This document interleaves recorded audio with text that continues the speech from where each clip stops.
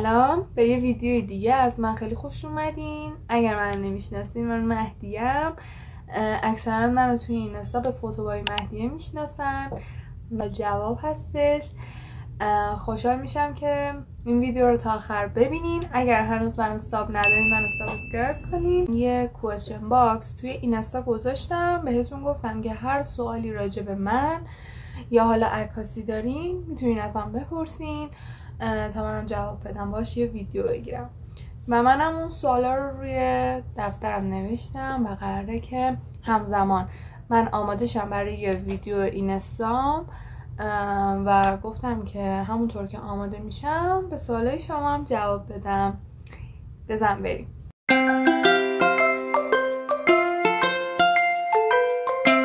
بچه ها اینو بهتون بگم که من یه سری سوال جواب تخصصی راجع به عکاسی بوده که داخل ویدیو قبلی یوتیوبم که لینکش رو داخل دیسکریپشن گذاشتم همه چی جواب دادم. توی اون ویدیو شما میتونین برین همه چی ببینین. خیلی زود و هلهلی باید آماده شم به خاطر اینکه الان هفته اول اسفنده و من یه برنامه برای خودم چیدم تا عید، یعنی دقیقا تا اول فروردین، که میخوام ببینم که چه شکلی پیش میره برای پیجم و حالا یوتیوب. از همه بهم گفتین که چند سالته، کجا زندگی میکنی، یه بایو بده. خب من مهدیم، 19 سالمه، البته آخره 19 سالگیمه و تهران زندگی میکنم. 11 سالگی کیک بوکسینگ رو به صورت حرفه‌ای انجام میدادم و دانه 2 کیک بوکسینگ دارم، ولی خب حالا یه سری شرایط پیش اومد که دیگه نتونستم ادامهش بدم. منم دانشجوی عکاسی دانشگاه پارس هستم که غیر انتفاعیه و اینکه هنرستانم هم عکاسی دیجیتال خوندم. دیگه چی بگم؟ چند سال عکاسی میکنین؟ من 4.5-5 ساله که عکاسی میکنم. به نظرت میشه از این رشته پول در آورد؟ چرا نشه بچه؟ دستمون خیلی بازه، با اینکه حالا اوضاع جامعه انقدر خوب نیست، بستگی به خود فرد داره. الان بچه هامون هستن توی همین دانشگاهمون یه سری عکاسی میکنن بیرون از دانشگاه و حالا از اون طریق درآمد دارن. یه سری فیلم برداری انجام میدن، یه سری ادمینی انجام میدن، یه سری تولید محتوا، ادیت. اینا چی شد عکاسی خوندی؟ من اصلا قرار نبود عکاسی بخونم. از بچگی مادرم یه دوربین سونی داشت از این کوچولوها که هم عکاسی باش انجام میداد هم فیلم برداری و این شکلی شدش که من خیلی اون دوربینه رو دوست داشتم. بعد حالا کلا هر جا دوربین عکاسی میدیدم اصلا دیوونه میشدم. خیلی علاقه داشتم، خیلی به خودم میگفتم که آره من دوربین میخوام و اینا. و چون درسم خوب بود خانواده منو گول میزدن و میگفتن که خب اگر مثلا بری رشته تجربی یا حالا انسانی، اینا کلا مد نظرشون رشته های تئوری بود، اگر بری فلان رشته ها اینجوری بشه اونجوری بشه ما دوربین میگیریم و این حرفا. ولی فکر کردین واقعا اینجوری شد؟ نه، 100 در اشتباهی. خب ببین، آخره کلاس 9 من بود که کرونا اومد و این شکلی شدش که دیگه کلا کارام دست خودم بود. بعد به هیچ کس هم نمیگفتم که میخوام چی کار کنم.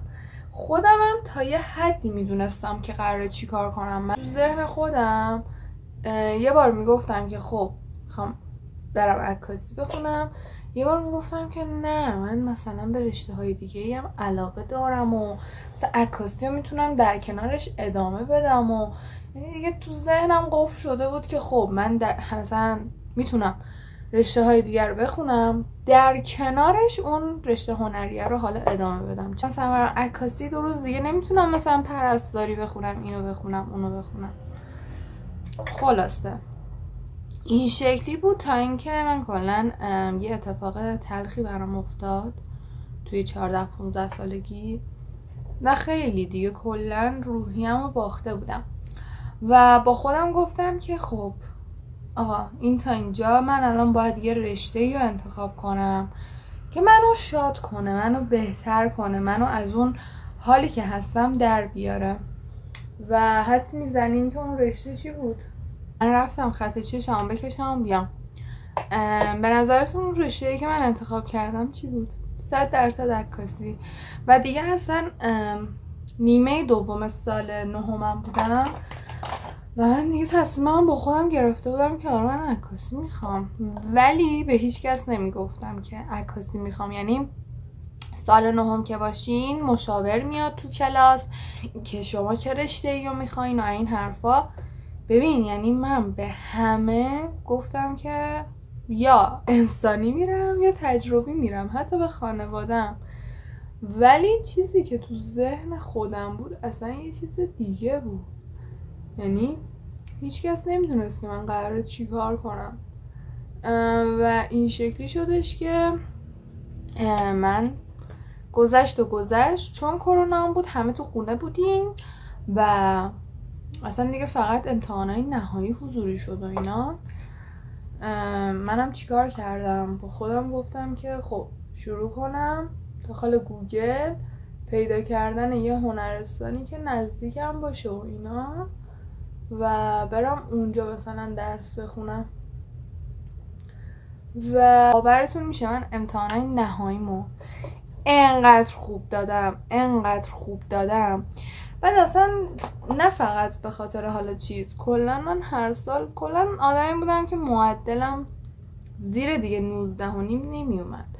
یعنی اینجوری بودم، خیلی دوست داشتم درس و اینا رو. ولی خب حالا اون وسطا یکم ریاضی رو دوست نداشتم، اصلا به هم میریخت، نمیدونم چرا. به خودم میگفتم تو رشته‌ای که قرار انتخاب کنی یه رشته‌ای هم باشه که مثلا ریاضی زیاد توش نباشه و اینا که اذیت نشی و پشیمون نشی و این حرفا. کارنامه‌ام که اومد، یعنی کارنامه رو فقط به خانواده میدن دیگه. با خانواده‌ام که رفتم کارنامه رو گرفتم، یه چیزی بود فکر کنم هدایت تحصیلی بود یا یه چیزی که حالا واسه ادامه تحصیله، اشتغال به تحصیل، نمیدونم دقیق.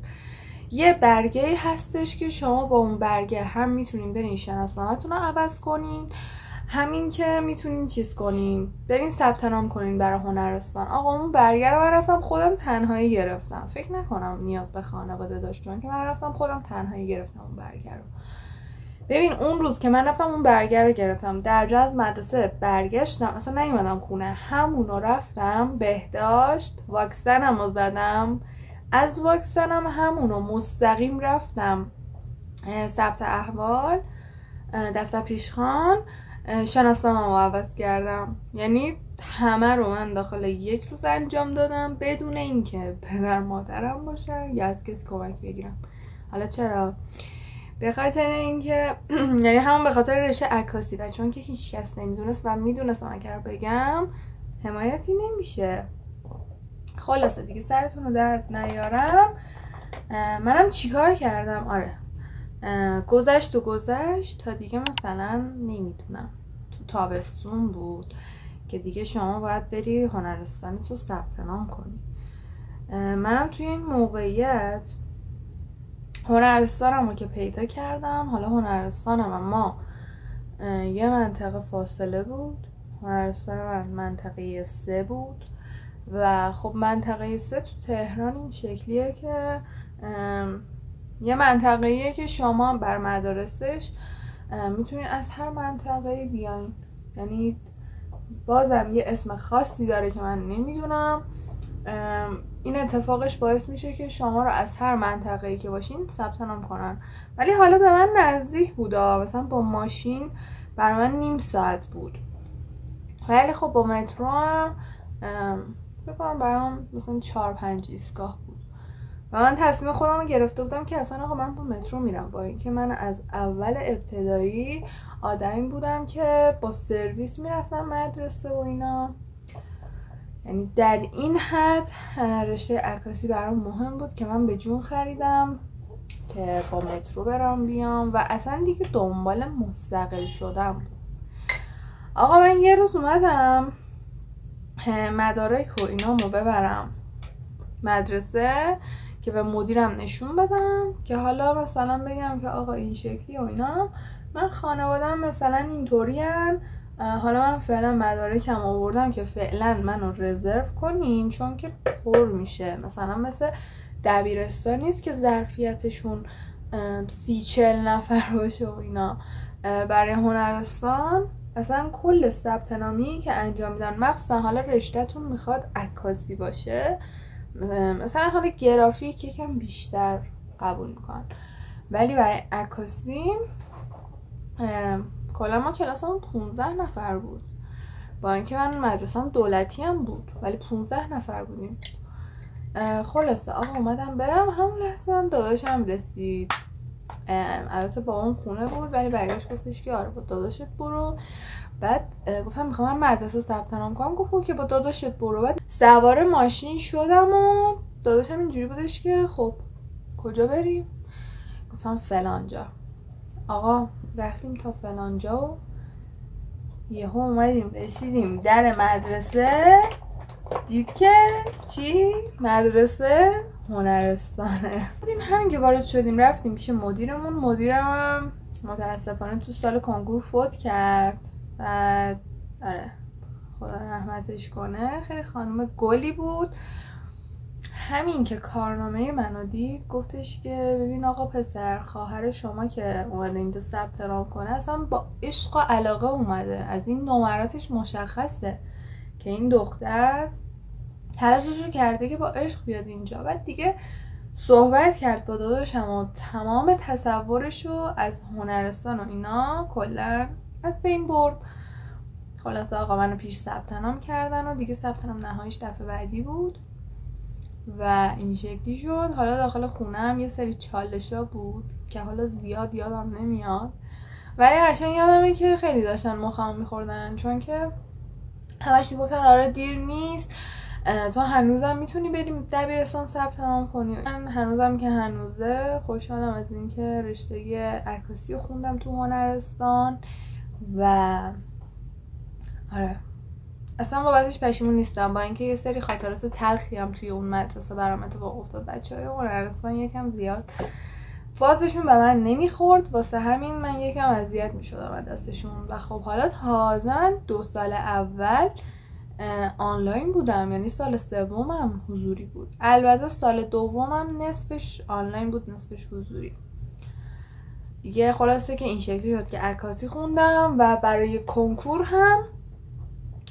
من به همش میگفتن آره توی دانشگاه عکاسی بخوای بخونی همینه که تو هنرستان خوندی، و انقدر اینو همه میگفتن و میگفتن که آره به درد نمیخوره تو دانشگاه عکاسی خوندن و اینا. و من چون عاشق درس خوندن بودم گفتم خب پس من یه رشته دیگه ای بخونم در کنارش دیگه، مثلا کار عکاسی انجام بدم، یعنی دیگه چاره دیگه ندارم چون کلا دوست دارم درس خوندن. و بعد این شکلی شد که من تصمیم گرفتم که آقا کنکور انسانی بدم. کنکور هنرم دادم ولی در کنار کنکور هنره گفتم یه کنکور دیگه بدم که برام براش درس بخونم. کنکور انسانی دادم و میخواستم که روانشناسی یا مشاوره بخونم، ولی این شکلی شدش که یهو دیدم من عکاسی پارس آوردم، تازه من هیچی برای هنر نخونده بودم و قبول شدن توی کنکور واقعا شانسیه، چون ما سال اولی بودش که شرط معدلم وارد شد